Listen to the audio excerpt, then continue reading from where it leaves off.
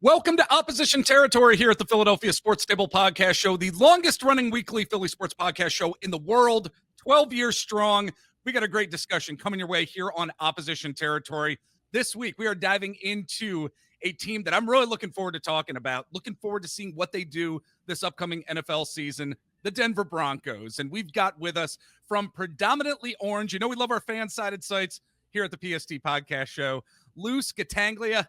Man, buddy, it's great to have you on for the first time. Thanks so much for joining us. Thank you, Jeff. I will never, ever pass up a time to talk about my beloved Broncos, especially after all the suffering I went through. Dude, you've been through some suffering with this team and organization over the years. My gosh. No kidding. But look, I think this is a team that is on the rise here. I've been saying for a number of weeks now on this podcast platform that I think the Denver Broncos could be that, quote, sneaky team that's going to surprise the football world this coming NFL season. And even though they made the playoffs last year, I think this is a team that can really surpass what they achieved last year. Yeah. But to do that, we got to take a look at how this team has grown over the past year, some of the talent that they've added on offense and defense. They had a really nice draft, I thought, in my opinion here. So let's kind of get into some reflections on this offseason before we start talking about what we'll see this upcoming season here, Lou. Do you think the Broncos can and will shock some folks this coming season? How and why? Yeah, so I think the NFL world was definitely underrating us last year. You could pull up roster power rankings where 31st and 32nd. And I remember last year, it was a distinct time last offseason. I looked at this roster and I said, this roster is really good. And I kind of likened it to what Houston did in 2023. Now, I wasn't like over the moon high on the Broncos. My personal prediction was we'd go 9-8, miss the playoffs, but I knew we would be better than people thought because we were strong in the trenches, and which is extremely important. And we had a quarterback that Sean Payton wanted. The three most important things for a winning NFL team is the quarterback, protecting the quarterback, and getting to the quarterback. And I'm like, well, we have all three of those things. So we were better than people thought. And every year in the NFL, there's usually one or two teams that kind of surprises. A couple years ago, remember, it was the Jags and Giants making those playoff runs. And then it was Houston. And then it was us in Washington. But you look at where Sean Payton has invested since he's been here, the trenches. You look at some of the draft picks panning out like Mims and Benito and Bo immediately. This was a team that kind of arrived onto the scene maybe a year early, and the large NFL opinion of the Broncos last year was just way too low, and it was kind of wrong. Now all of a sudden, after a good year, everyone's speaking highly about the Broncos. They have the sixth best roster. Bo Nix is going to make a leap. This is just kind of like people course correcting and realizing, oh crap, the Broncos are actually better than we think.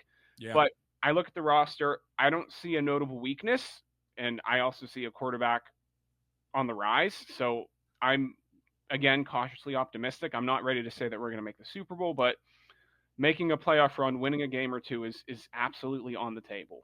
Yeah, I think that is a great way to analyze the hopes, the thought process of Broncos fans and even NFL fans looking at this team heading into this season. But you mentioned Bo Nix, and we have to talk about him, talk about his development and his growth and how he is going to progress this year under center. I mean, I think one of the aspects of his game, and I think it's a pretty big one, Lou, that he really is going to need to improve on from last year is his drop back abilities in the passing game and also his intermediate throws. I mean, they were often inconsistent too. And we are seeing that with certain quarterbacks in the NFL, younger quarterbacks every now and again. But overall, I mean, he was a really good quarterback last season, in my opinion. I think he's poised to really take those and make those developmental next steps. So what are you hoping to see from Bo Nix this season in terms of that particular growth?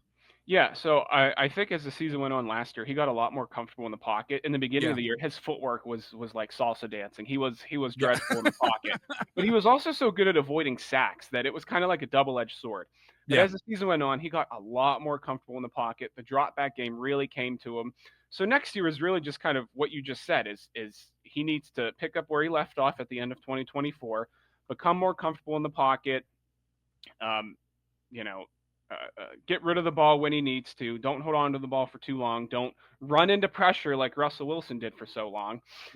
the accuracy and the intermediate passing game is going to come, because that's kind of what Sean Payton's offense is built on: rhythm, timing, intermediate passing. Obviously, a lot of those slant routes, curl routes, a lot of those short routes to get the ball into the hands of the playmakers early. And then it's really also about the running game, and I think we're going to talk about here in a second. But for Bo Nix, it's really just like watching that tape from like the final 8 games of last Yeah. year. He was just on fire. He was actually on a, believe it or not, he was on a 45 touchdown pace over the final 8 games of 2024, which is ridiculous. So it's really about watching that good tape.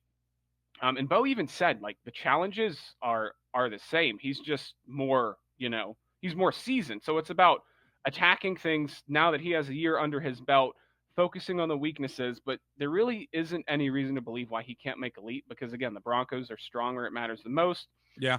Offensive line is returning all 5 starters, and I know we're going to talk about the weapons that he added, but it's really just about like not messing up. I mean, it's hard for me to envision that the Broncos regress on offense just because of the linear growth that we actually saw from Bo last year. Yeah.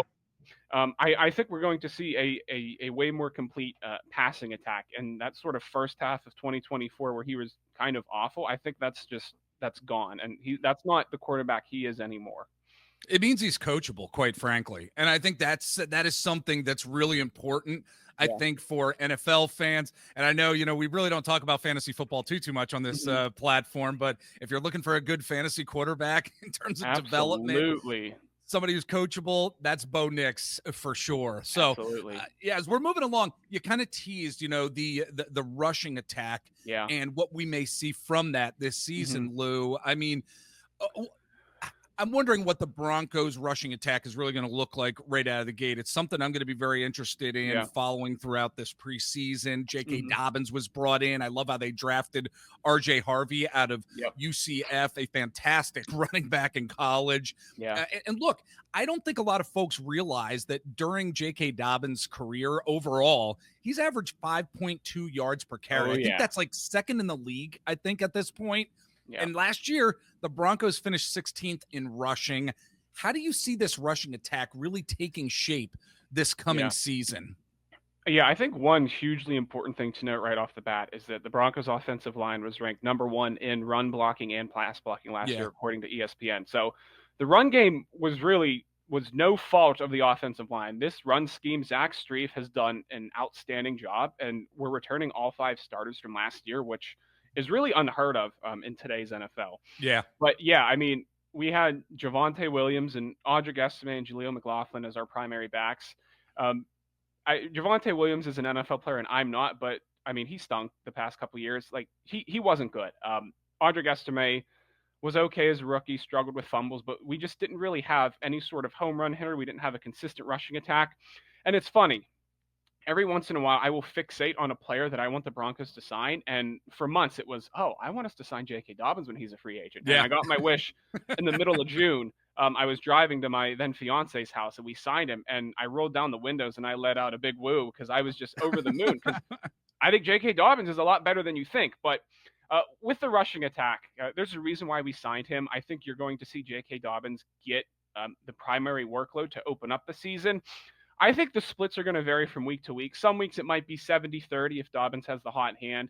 Might be closer to 50-50 if R.J. Harvey is doing something and has the hot hand. But, R.J. Harvey needs to work on his pass protection, which is something J.K. Dobbins can do very well. But R.J. Harvey is the more explosive player and probably has better footwork. Just given that Dobbins is a veteran and he has, been in the NFL since I think 2020, even despite the injuries, he's going to get the primary RB1 looks, if you will. It's not going to be a bell cow situation like the Eagles have with Saquon. He's not going to carry the ball 25 times a game. However, you are going to see the running back room look like Dobbins and then Harvey. Yeah. But then as the season goes on, as you know, Sean Payton loves to use those committee approaches. You're going to see Dobbins and Harvey, not Dobbins and then Harvey. Right. And then after Harvey, you're probably going to see Jaleel McLaughlin sprinkled in there, and because he's kind of our scat back, change of pace back. But I could argue that both Dobbins and Harvey are mountains, leaps and bounds better than anything that we've had really since the days of Melvin Gordon and Philip Lindsay about 5 years ago. I am cautiously optimistic. J.K. Dobbins is a very efficient runner. RJ Harvey, incredible footwork and very explosive. So he's going to hit some home runs. Overall, I can't say that we're going to have the top run game in the NFL, but we have the blocking scheme, and now we have the running back talent. So I am much higher on this room than I was last year. Well, folks, we're going to be taking a break in just a bit here. But first off, again, we're talking to Lou Scataglia from Predominantly Orange. And, buddy, let everybody know where they can find you on the interwebs out there. I know Sure. predominantlyorange.com. That's the site. Oh, yeah. And, again, you do a fantastic job. But if people want to Thank follow you. you out there, Sure. let everybody know where they can follow you. Sure. So my ex Twitter handle is just Lou Scataglia PO. So just my first and last name, capital P, capital O. I post a lot on there. I also run Predominantly Orange's Twitter and Facebook. So I actually do most of my posting through Predominantly Orange, trying to build up our social media presence. But occasionally I will sprinkle in some of my football takes on Twitter as well. Nice. All right. Sounds good. And if you are watching on YouTube, this is our social media site platform here. We are on Instagram. We're also over on Twitter/X. You can follow me on TikTok at Mr. Jeff Warren. I got some sports stuff that I'm talking about there, as well as some other stuff as well. For longtime listeners, you know what I'm talking about. We've also got our Facebook page. We're on Threads. Eric and I are on Blue Sky as well. And just search out the Philadelphia Sports Table. You can always head on over to philadelphiasportstable.com and check out everything we have going on over there. We'd love to hear from you as well. philadelphiasportstable@gmail.com. If you'd like us to talk about any particular issue in the world of Philly sports or the sports world in general, we'd love to hear from you. Shoot us off an email. We'll read it on our regular show and respond to it. So that being said, folks, we are going to take a quick break. When we come back, some more offensive talk, some defensive talk, as it pertains to this Broncos team and what we're going to be seeing this season. We'll be back in just a bit. All right, folks, we are back with our good friend Lou Scataglia from Predominantly Orange, predominantlyorange.com. Check out everything they have going on over there. And I want to continue with our discussion here, Lou, about this Broncos offense here, but from a receiving standpoint here. Look, we know that Cortland Sutton was just given a new 4-year deal that's going to keep him around for the next few years. In fact, he took a very, very team-friendly deal. Oh, Probably could have. Yeah, it was really team-friendly. Good for him. Yes, Marvin Mims Jr., you mentioned him earlier, his development. He's going to be catching passes for this team this season. But I'm wondering what the other receivers on this team as well are going to be doing in terms of that chemistry. Bo Nix is going to need to develop that chemistry with a lot of these other receivers on this team. It's going to be a work in progress. What are your thoughts on this particular storyline? Yeah, obviously we play the Eagles, I think, week 6, something like that. I would definitely know the name Devon Vele. He is our number 2 right now, not Marvin Mims. I so badly want Marvin Mims to take that stride, as I think Sean Payton drafted him with the idea that he could become his next Brandon Cooks, who I have an odd affinity for. I think Brandon Cooks was criminally underrated. But anyway, Devon Vele is probably going to be that second option at wide receiver. And then after that, you're probably looking at Evan Ingram, who averages, I think, over 70 catches over a 17-game season. Evan Ingram is going to catch a ton of passes. I promise you that.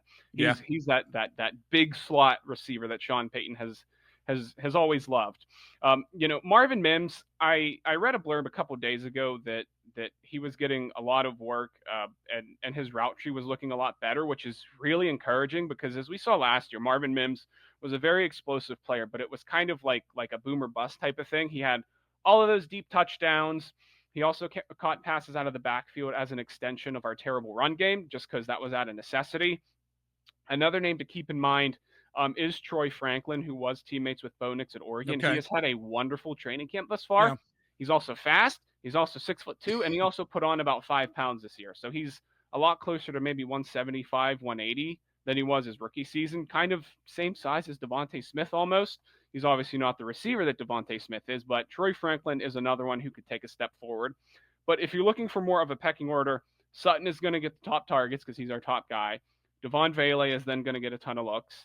Evan Ingram is going to get a ton of passes thrown his way. And then after that, it really could be an even division of Mims, rookie Pat Bryant, who also has some size and some good route running ability.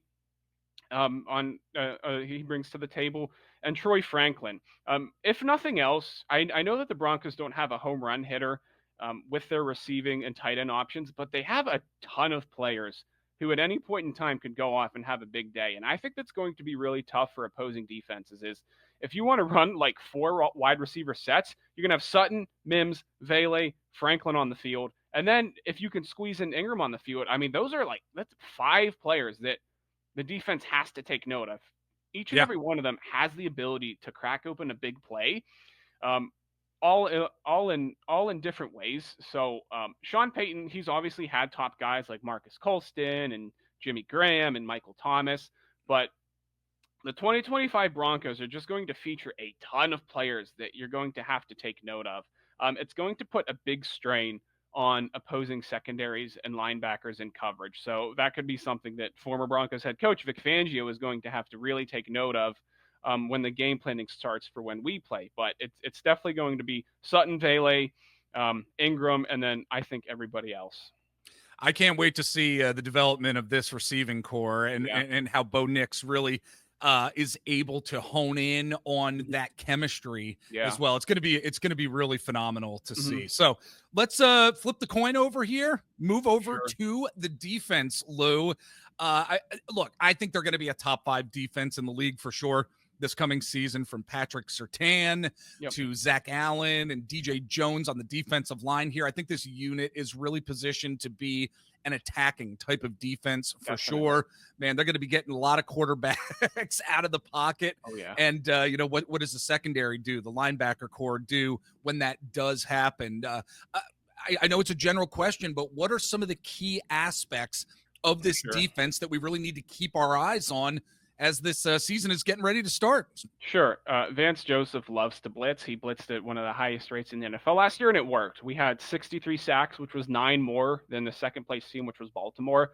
We had, I think, almost 100 tackles for loss and just an insane amount of quarterback hits. Zach Allen had 40 quarterback hits, and I'm surprised it's not talked about more. Right. 40 quarterback hits is something that you just don't see.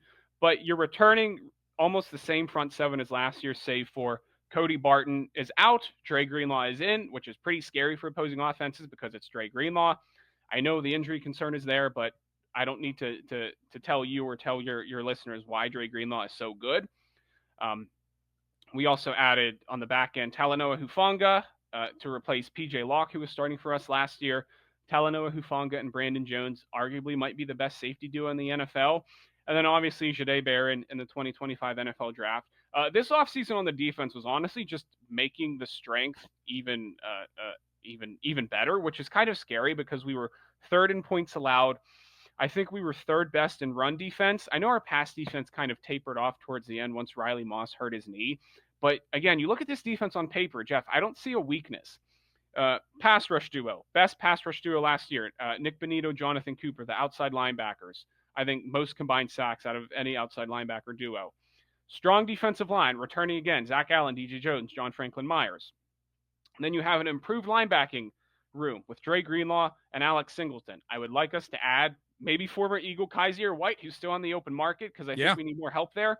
But anyway, it's still a really good unit. And then somehow improving the secondary with Hufanga and Barron already pairing up with Brandon Jones, who's underrated, Patrick Surtain, who needs no introduction, Riley Moss, who was a very solid starter last year, and then Jaquan McMillan, who might see his job taken by Barron. But all in all, Denver made the strength even more of a strength, which is a very smart idea if you want to be a contender. I don't see a weakness on the defensive side of the ball.